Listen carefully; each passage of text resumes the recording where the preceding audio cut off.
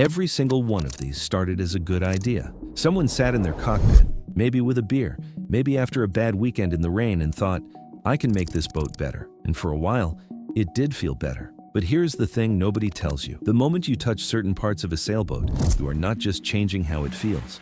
You are changing what it is worth.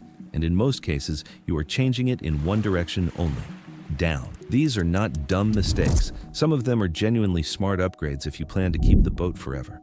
But if there is even a chance you will sell one day, even 5 or 10 years down the road, some of these choices will cost you more than you ever spent making them. We are counting down 10 upgrades that look great on the dock but quietly destroy your resale value. Some will knock 10% off your asking price, others will cut your buyer pool in half. And by the time we get to number 1, you will understand why brokers go quiet when they see certain boats coming onto the market. Let's get into it. Number 10, the custom paint job. Let's start with something that feels harmless. You haul out, you want a fresh look, and you go bold. Deep navy, midnight black, maybe a two-tone with a stripe. It looks stunning the first time it hits the water, but here's what is happening under that dark paint. Dark hulls absorb heat, up to 20 degrees hotter than a white or light gray hull in the same sun. That heat works on the gel coat, on the resin, on the laminate underneath. Over time, dark paint accelerates blistering and stresses the surface in ways a light hull never would. More haul-outs, more repairs, more money going out the door just to keep the boat looking the way you wanted it to look. Brokers see a dark hull, and their first thought is not how good it looks. It is maintenance. They have seen it 100 times. The boat that looked like a dream on launch day is back in the yard 6 months later with stress. Cracks popping up under the paint. Yacht market data shows boats with dark or heavily customized paint jobs take 10 to 20% longer to sell. And buyers do not just wait longer, they negotiate harder. They know about the heat problem, they know about the upkeep. So they come in with an offer that reflects all of it. The good news is this one is fixable. A vinyl wrap can buy you time without the heat issue. A full repaint in a neutral color runs $4,000 to $7,000 depending on the yard. It is the one entry on this list where you can undo the damage without gutting the boat. A paint job is almost entirely about you. It does nothing for the next owner, and the market knows it. Number 9, ripping out the teak deck and painting over it. A lot of sailors hate teak decks. And honestly, if you have spent a Saturday on your hands and knees scrubbing and sanding, you understand why. So at some point, someone decided there had to be a better way, and the answer a lot of owners land on is just paint over it. Strip the teak, or don't even bother stripping it all the way. Lay down a coat of kiwi grip or some non-slip paint and call it done. No more scrubbing, no more splinters. Problem solved, right? Wrong, because underneath that fresh coat of paint, something has been happening for years that you probably never checked. Water has been getting in, through the old screw holes, through the gaps between planks, through every tiny crack that teak develops over time. And when water gets into a plywood or balsa core deck, it does not just sit there. It soaks in and it spreads. The core turns soft. It starts to rot from the inside out. A surveyor does not need to see through the paint to know this is happening. They tap across the deck with a mallet. Every spot that sounds dull instead of solid is a wet spot. And on a painted-over teak deck, there are usually a lot of them. Sometimes the moisture readings come back so high that the surveyor stops halfway through and just writes one word in the report: unsound. Here is where it gets expensive. Fixing a rotted core is not a matter of scraping off the paint and starting over. You are cutting out sections of deck, drying them, rebuilding the core, and reglassing the surface. On a mid-size cruiser, that job can run $8,000 to $12,000, sometimes more. And that is if you catch it before it spreads. The market penalty is brutal. Boats with botched deck jobs lose up to 20% of their value. Listings sit. Buyers scroll right past them because they know exactly what is under that paint. Every broker who has shown one of these boats has had the same conversation with the buyer afterward. It went something like, "How much to fix the deck?" And the answer is never what the seller was hoping to hear. If you want to ditch the teak, do it right. Fix the core first, then put down a proper non-slip surface. Anything less is just hiding the problem and making it someone else's nightmare to deal with. Number 8, replacing the factory seating with household furniture. This one sounds ridiculous when you say it out loud, but it happens more than you would think. Someone decides the salon benches are uncomfortable, pulls them out, and drops in a couple of recliners from a furniture store, or a love seat, or cushioned deck chairs that looked good on the patio. For dock life, sure, it feels like home. But the moment a surveyor or a serious buyer steps aboard and sees residential furniture where marine seating should be, everything changes. Those factory benches are not just seats, they are structural. They are bolted into the hull. Underneath them sits storage, fuel tanks, battery compartments, sometimes part of the structural framework of the boat itself. Pull them out, and you have not just changed the furniture, you have compromised the interior structure and wiped out the storage system the boat was designed around. There is a safety issue too. Marine seating is bolted down. It does not move. When a boat heels over in a squall or hits a wave at an angle, everything in the cabin that is not secured becomes a weapon. A recliner sliding across the cabin floor at speed can seriously hurt someone. Surveyors flag this immediately. Loose, heavy objects in the main cabin is not a suggestion in the report, it is a red flag. Brokers call boats like this living room boats, and living room boats sell for less, 20 to 25% off the market value for comparable boats with original interiors. Restoration runs $8,000 to $15,000 at a reputable yard. The buyers who walk aboard are not thinking about how comfortable it looks. They are doing math. They are thinking about what it costs to put this right. If you're enjoying the video so far and find it helpful, make sure you like and subscribe for more daily useful content. Number 7. Swapping the propane galley for an induction-only cooktop. This one feels like progress. You've heard about the dangers of propane on a boat, so you pull out the gas lines, install a couple of induction burners, and call it done. No open flame, no gas lines. Clean and modern. But here's what you just did. You removed your backup. With propane, if the batteries die, if the inverter trips, if the solar has not seen sun in 3 days, you can still cook. With induction, you are betting every meal on your battery bank. A typical induction setup pulls 300 to 600 amp hours just to boil water and cook dinner. That is more than most house banks can deliver without running a generator. 70% of cruising sailors want propane as a safety net. Survey after survey backs that number up. They want something that works when the weather turns and the power goes out. An induction-only galley tells them this boat cannot leave the marina without serious power infrastructure behind it. Listings with induction-only galleys routinely take 15% longer to sell, and the price drops to match. The fix is simple if you planned ahead. Keep the propane lines capped and in place even if you never use them. The next owner can restore gas for a fraction of what it would cost from scratch. But if you already ripped them out, that decision follows this boat every time someone tries to sell it. Number 6. Installing a residential refrigerator. A household refrigerator draws between 200 and 500 amp hours a day. That number matters more than how shiny the thing looks, because on most boats with a standard battery setup, that kind of draw means one thing. You are chained to the dock.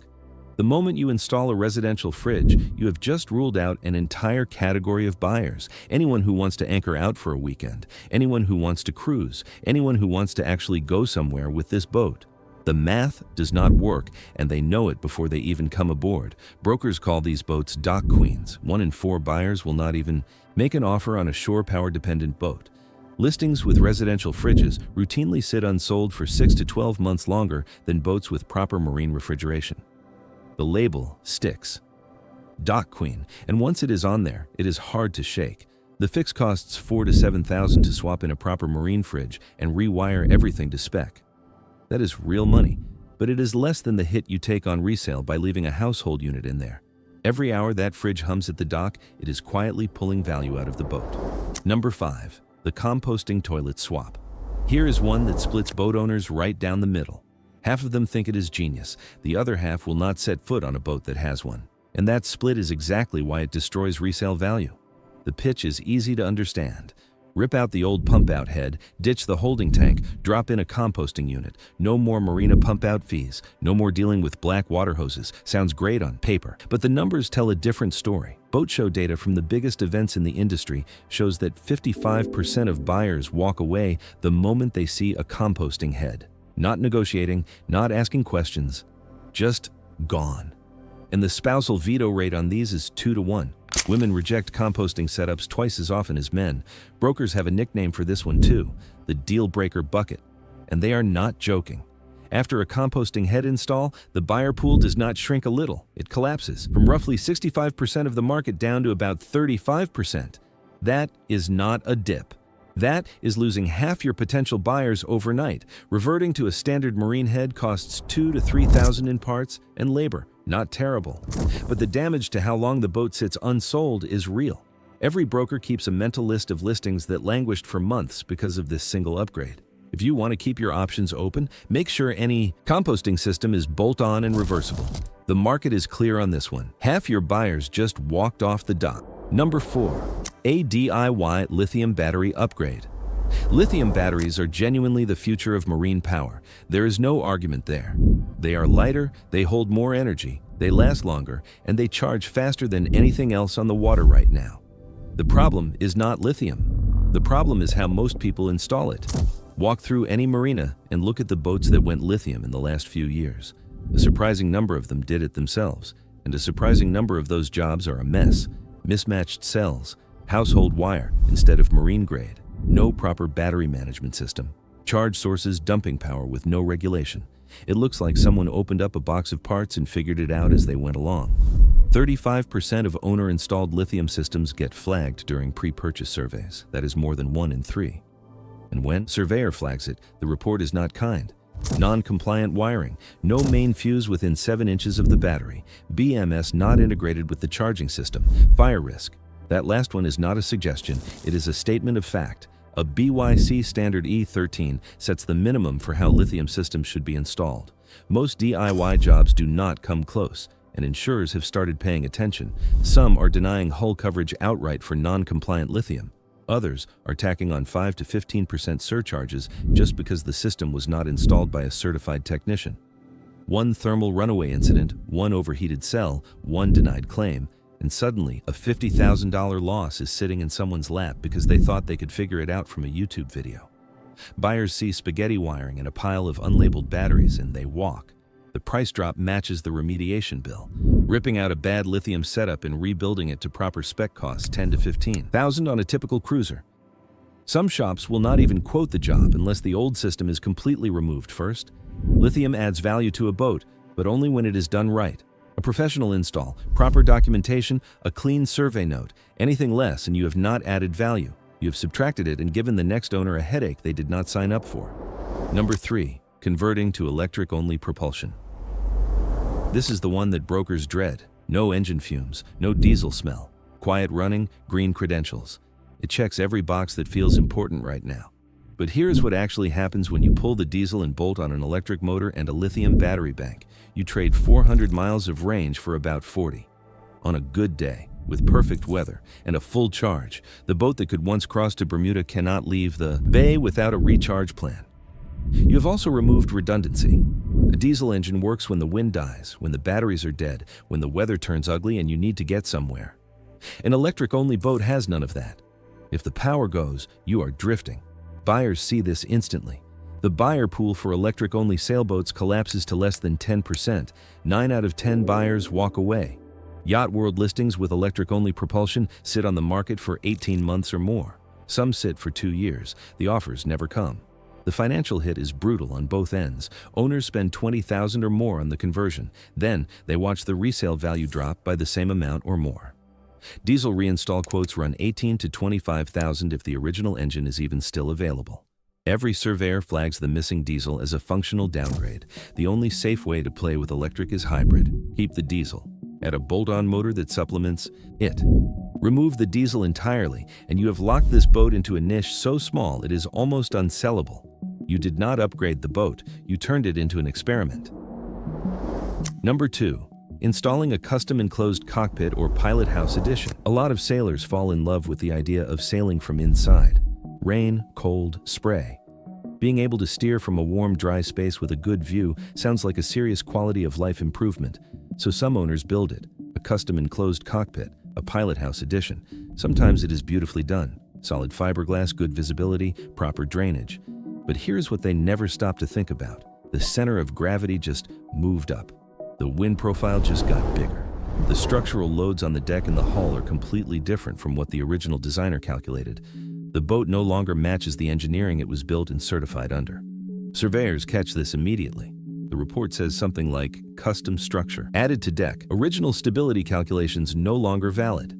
Recommend full naval architect review before offshore use. That last sentence is the one that kills the deal. Naval architect reviews cost real money, and most buyers do not want to pay for someone else's project. Insurance forms ask directly about structural modifications.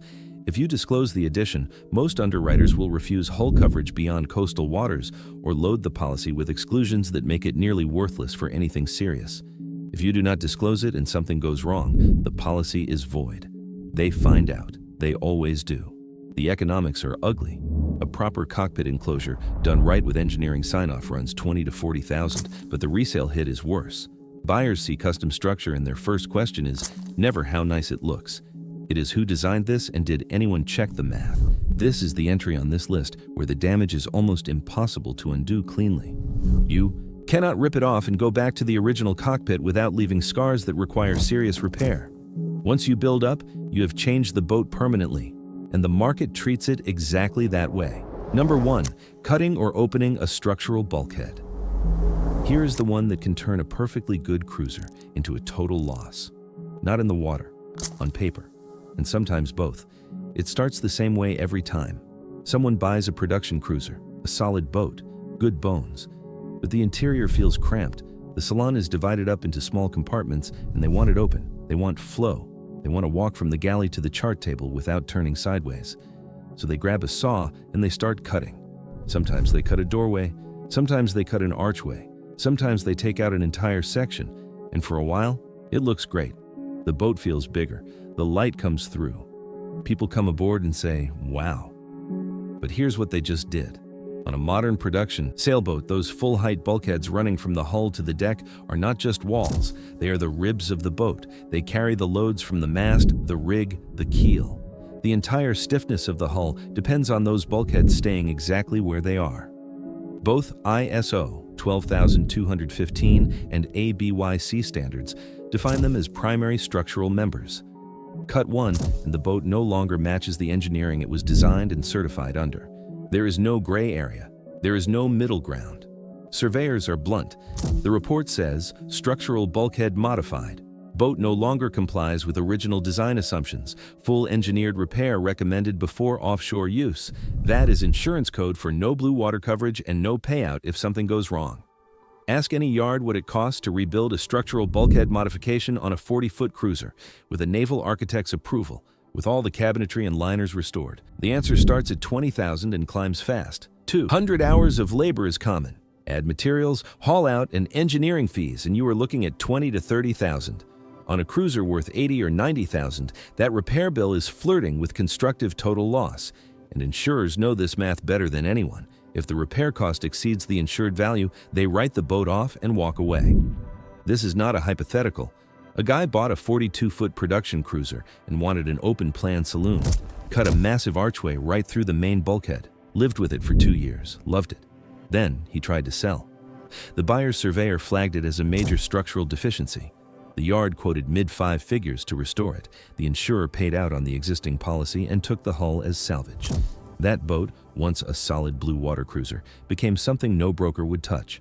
It was not sunk. It was not damaged by a storm. It was cut open by someone who wanted a nicer living room. To a broker, a cut bulkhead is the nautical version of knocking out a load-bearing wall without calling an engineer.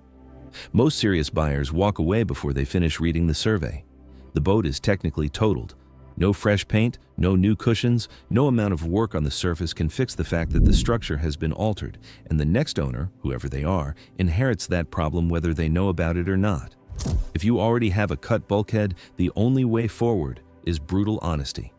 A full haul out, a naval architect's review, proper engineering, a surveyor sign off on the finished work. It is expensive and it is painful, but it is the only way to bring the boat back to a place where the market will look at it again. Across all 10 of these upgrades, one pattern keeps showing up. Every single one of them made sense to the person who did it. Nobody woke up one morning and decided to wreck their boat's value on purpose. They wanted more comfort, more convenience, more of something that made their life on the water feel a little better. But the market does not care about your reasons. It cares about what the boat is, what it can do, who can insure it, who can sell it again. The moment an upgrade steps outside of what the boat was designed to be, the value moves in one direction, and it does not come back on its own. The boats that hold their value are not the ones with the most upgrades. They are the ones that stayed closest to factory. Reversible changes, compliance systems, a clean survey with no surprises. That is not exciting. But it is the difference between a boat that sells in 3 months and one that sits for a year with the price dropping every few weeks. The best upgrade you can make to your sailboat is knowing which upgrades not to make. What is the worst upgrade you have ever seen on a boat for sale? Drop it in the comments. I want to hear the real ones. If you found the video useful, make sure you like and subscribe, and I'll see you in the next.